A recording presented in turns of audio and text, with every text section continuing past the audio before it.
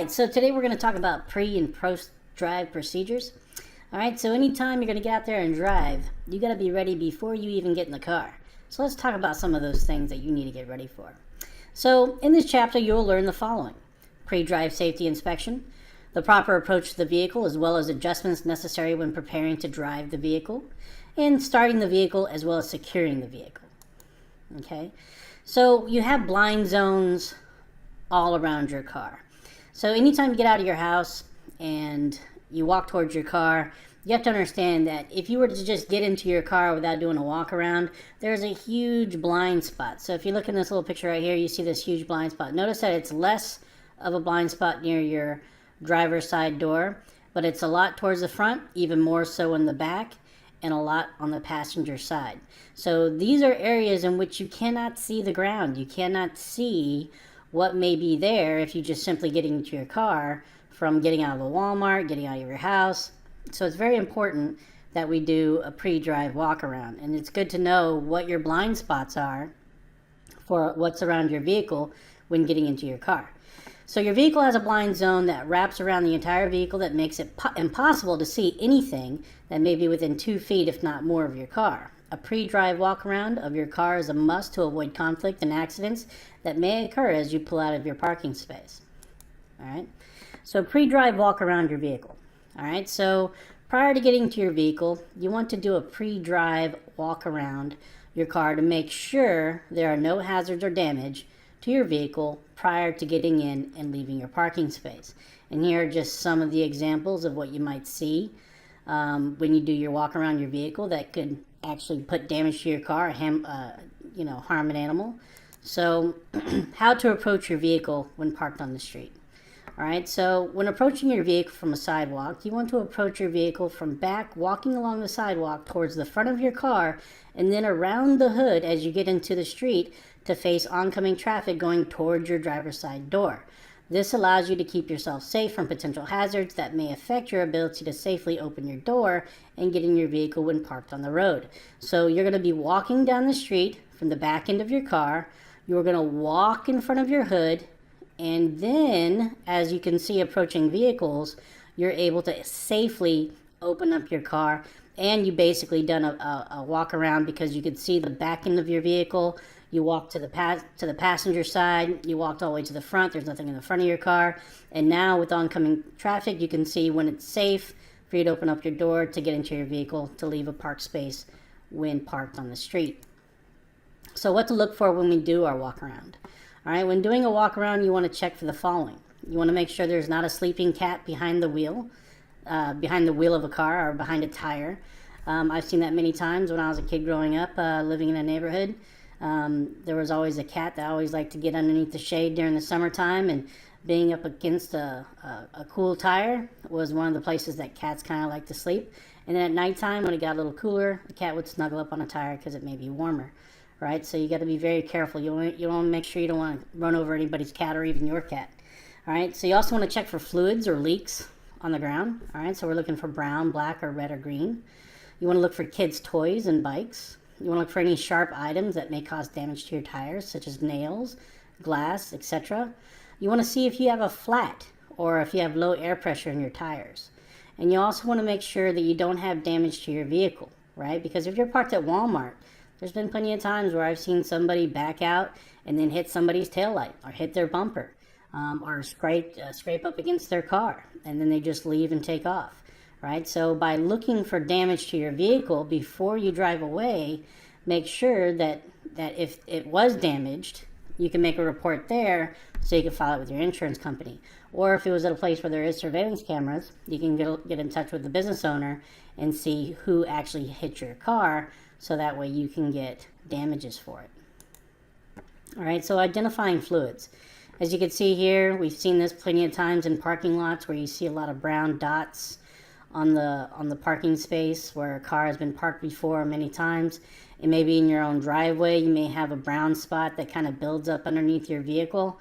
If you ever really want to make sure what type of fluid may be leaking from your car, one of the great ways to check is by basically taking a cardboard box that maybe if you have an Amazon drop-off or something, taking that cardboard box, slipping it underneath the hood of your car, right where the engine lays, and then leaving it overnight, and then in the morning pulling that cardboard box out and then taking a look to see if there's any marks on it. That can tell you for sure if there's any leaks and it's not some other vehicle parking in that space, and it can give you a better idea what type of leak may be there. Right, so let's go ahead and take a look real quick. If you see a liquid on the ground coming from underneath the vehicle, make sure to identify the type of fluid that may be leaking. All right, if you see a clear fluid, like water, if the fluid is clear and you drove recently, it could be condensation from your vehicle's AC system. A lot of times if you run into a gas station, you come back out, you see a nice big puddle of water underneath your vehicle coming out near your driver's side door. That's more than likely water from condensation from your AC system. If it's brown or black, if the liquid is brown or black, it may be a sign that there is an oil leak. Have it corrected by a mechanic. If it's red, it can be a sign that it's a transmission fluid or power steering fluid. If it's green, it could be an indication that there may be a leak in your radiator. Okay, so anytime you see brown, black, red, or green, you definitely want to get that checked out right away because you don't want anything breaking down while you're driving. Okay, another thing we're looking out for is our tires. All right, so if we come out and we notice our tire is underinflated, it means it needs air, and that may be a sign that there may be a possible slow leak in your tire. Overinflated, okay, if it's overinflated, this could be because it's summertime, and the difference between the heat of the afternoon and the cool of the evening, you could definitely see a difference with overinflation because during the heat of the day, the air molecules in the tire tend to separate from each other. They expand, creating more pressure. And then, of course, at nighttime, they tend to get closer together when it's cool and you see underinflation. So you may see underinflation in the morning and overinflation in the evening, but during the day, it could even itself out as the temperature of the tire starts to change. But the best way to check is basically getting yourself a tire pressure gauge and looking at the actual PSI, all right? So the PSI will give you a good indication of whether or not it's in the right place it needs to be. All right, over here you see another example of overinflation, underinflation, wheel alignment, wheel balancing.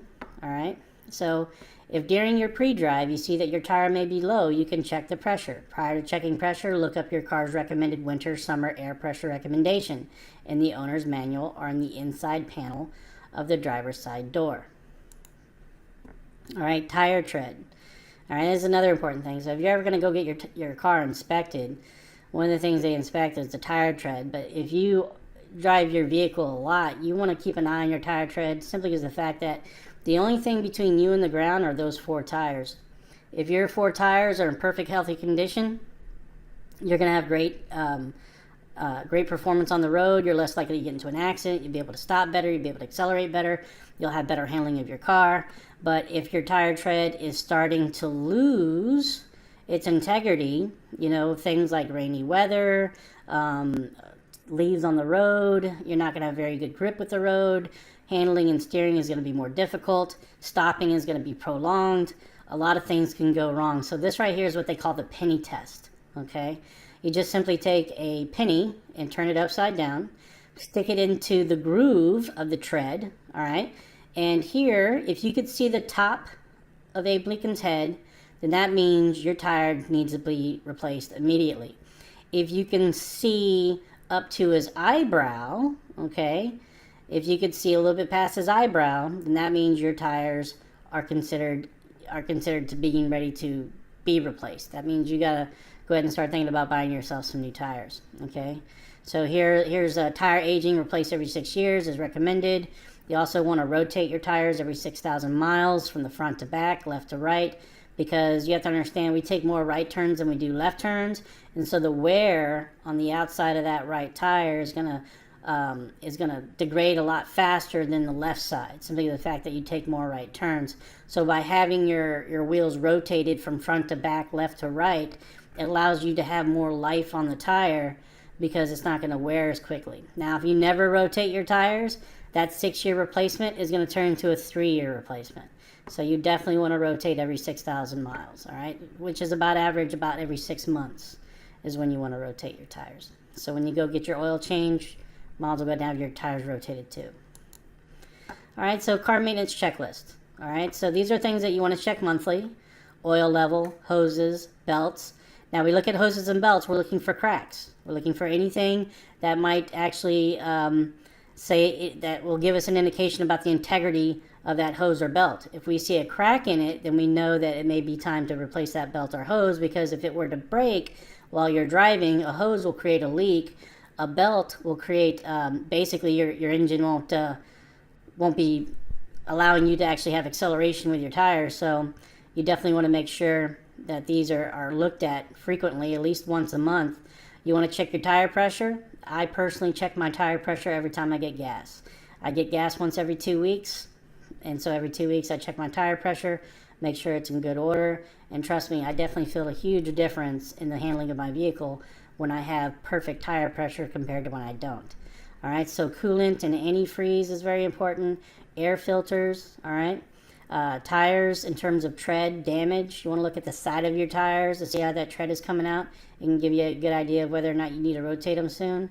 Every 3 months, you want to look at your filter, change your oil, windshield fluid, battery steering fluid, brake fluid, transmission fluid, battery cables. These are things that we check to make sure that they're at the proper level. Okay, and then things that you want to check every 6 months: wiper blades, headlight, brake lights, horns, brakes, spare tires, exhaust system, shock absorbers. It's always a good idea to make sure that your spare tire in your trunk is looked at properly, because if you just leave it in there and it's been 3-4 years since you touched it and you get that flat tire, I'll tell you right now, that spare ain't going to do a thing for you. You got to make sure that you keep it up with the air pressure as well when you do your check your tire pressures, but at least once every 6 months.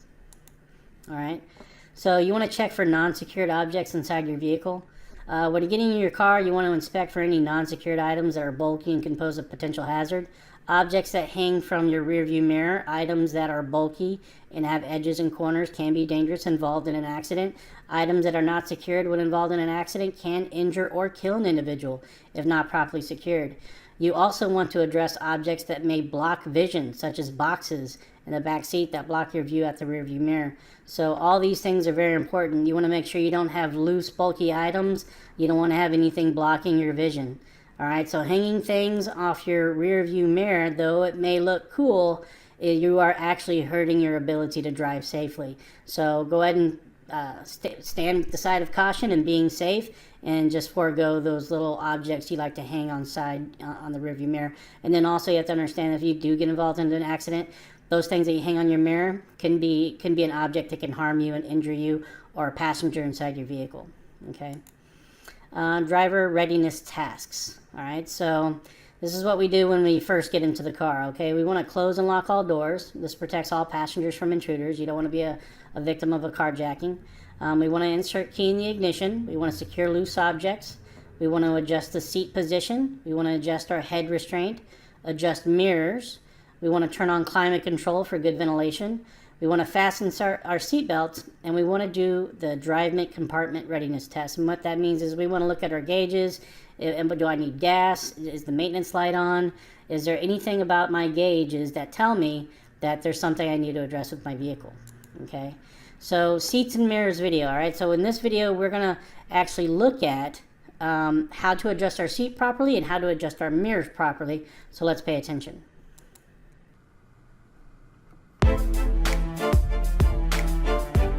First thing you should do after getting in the car is to put the key in the ignition, if your car uses a key, so that you don't misplace it and that you have both hands free to adjust the other stuff. Just a note, make sure you adjust your seat before you adjust your mirrors. If you adjust the mirrors while the seat is not well adjusted, when you readjust the seat after, your angle won't be good anymore. In some cars, the lever to adjust the seat forwards or backwards covers the entire length of the seat. In some other vehicles, it'll be on one side or the other. Pull up on the lever and slide to the front or back to adjust the seat so that you're in a comfortable position. Then release the lever to lock it in place. Your arms and legs should be slightly angled. You can also adjust the angle of the seat back. The lever for that is usually at the crossing of the seat back and the seat, with the lever to adjust the seat height in front. But sometimes it might be the opposite, like in this case. Pull it up and lean forward or back to adjust the angle. Adjust it so that it is a bit angled to the back. Try not to adjust it so that it's too straight, because you'll tend to rest your head on the headrest too much. You should leave a bit of distance between your head and the headrest, since you'll have to move your head often while driving. A good rule of thumb is to keep more or less the width of your fist between your head and the headrest. As for the headrest height, the top of the headrest should be aligned at least with the top of your head and not lower. You can also adjust the height of your seat in some vehicles. You guessed it, lift up to raise the seat, push down to lower it. And of course, all these adjustments may be electric on some vehicles. Now here's a mistake some students do, and that can be dangerous, especially for shorter people. They adjust their seat before going, but then they're not comfortable. So when waiting at a red light, they pull the lever and the seat jerks back. What happens then is that they can't reach the brake pedal anymore. And you know that with an automatic transmission vehicle, if you don't keep the brake pedal pressed while on the drive position, the car will move slowly. You can see where this is going, right? So in that case, wait a bit, stop by the side of the road in a safe place, and adjust the seat then. A lot of people think that this little lever is to adjust the mirror. It's not. It's for when somebody is following you with their high beams on, they'll blind you through the mirror. So you flip this lever, and you will still see behind, but you won't be blinded anymore. To adjust the mirror, you grab it by the plastic around it. Avoid putting your fingers directly on it, as you should with any mirrors or glass. You'll get it dirty with grease. Try to adjust the central mirror so that you see as much as possible from the rear window. As for the side mirrors, they can either be electric or manual. On electric ones, you'll usually have the buttons to adjust them either next to the steering wheel, like here, where this button selects which mirror you want to adjust, and this one adjusts it. It can also be on the door. You select which mirror you want to adjust by sliding the button left or right, and you adjust it with this button. It can also be next to the mirror, like here. Note that in this case, there's an off position to the button right in the middle. So if you're moving the button and nothing's happening, it's probably in the off position. You move the button like a joystick to adjust the mirror. All these buttons might also be in other places, depending on the vehicle, so check your manual for that. If the adjustment is manual, the lever will be right next to the mirror. Adjust the side mirrors so that you see just a bit of the back of your car. While that is not absolutely necessary, it can give you a reference point to figure out your distance from other vehicles. That's especially useful when parking at 90 degrees backing up. A mistake students do often when adjusting the side mirrors is that they lean their body forward while adjusting them. The thing is, when you get back to your normal driving position, the angle won't be the same. So try to always adjust the mirrors with your body in the same position you'll have when driving.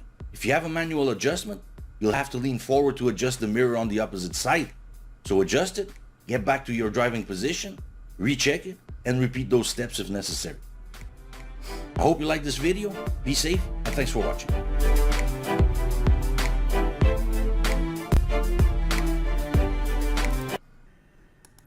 Alright, so occupant protection. Okay, so anytime you buy a vehicle and you're going to drive a car, there's going to be times where you're going to have passengers that you want to make sure that they're secure and protected, as well as yourself. So when we talk about occupant protection, we're talking about safety belts, airbags, car seats, head restraints, and technology, right? So newer cars today have a lot of technology in them that help protect you while you're driving, such as anti-lock brake system, electronic stability control, traction control, radar, and of course, backup cameras. So we're going to focus on car seats, all right? Because we briefly already been over seat belts and head restraints. So let's talk about car seats for kids, okay? So child safety seats, all right? So rear-facing safety seat, all right? Forward-facing safety seat, booster seat.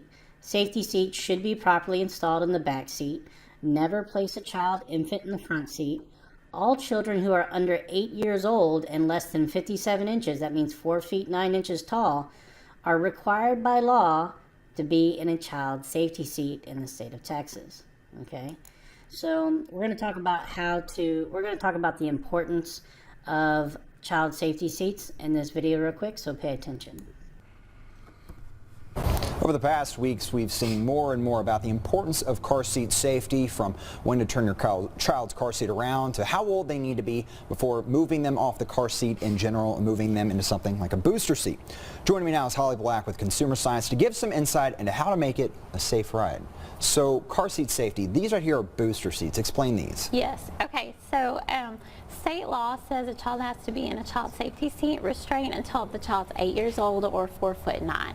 So we're looking at most kids being 8 before they can get out of seats. A lot of times that older age, from 4 to 8 years old, there's a gap there that they're not sitting in seats, and we see a lot of misuse. Vehicle crashes are the leading cause of death for children under 14 years old. So the proper use of a booster seat, and particular or a child restraint can help reduce that. And so what is the difference between this car seat and this booster seat that you have? Okay, so so I brought two different versions. They're both booster seats. This one it just has the back on it. This one has added protection for your head, neck, and spine for the child in a collision. So anywhere from once a child gets 4 years old and 40 pounds, then they would be where they can sit in the seat. We want them to keep in the seat until they're a little bit older, till maybe 7 or so, before they graduate to a backless booster seat. A backless booster seat, okay. The purpose of the booster seat is to boost the child up in the vehicle seat in the car, because the seat belts are made to fit adults, and they do that well. But when a child graduates out of a seat, the vehicle seat belt won't fit the child correctly. And a lot of people are may look at it too in terms of, all right, I have a child who may be reaching the age limit but is not the weight limit. What should they focus on best? Right, and just because if they reach 8 years old and they think, well, law says I can graduate out of the seat, the vehicle seatbelt may not sit completely correctly how it should be. To know that, there's a couple of tips to go by. When the child sits in the seat, you want their knees to come over the very edge of the car seat. You want the seat belt to come across the shoulder strap, to come straight across the middle of their chest, because sometimes if it cuts into their face, they'll flip it behind them or under their arm. Right. And then they can have additional problems if you are in a crash and that seat belt, the shoulder strap's not properly in place. And in terms of installation, parents reading the manual, how important is that to make sure that they install it correctly? It's really important. 1 out of 4 car seats are incorrectly installed. So, and not at the fault of the parents, because the parents try and they want the best for their child, of course. But there's lots that go into the different car seats and the different vehicles and how all that meshes together. So, so there's some options for that. If a parent maybe has some questions on how to install the seat, they can notify a child safety seat technician in their area, and you can find those online and within your county, and then you can get your seat checked to know if it's properly installed. All right, thank you so much for coming on. I really appreciate it. Up next, we could be in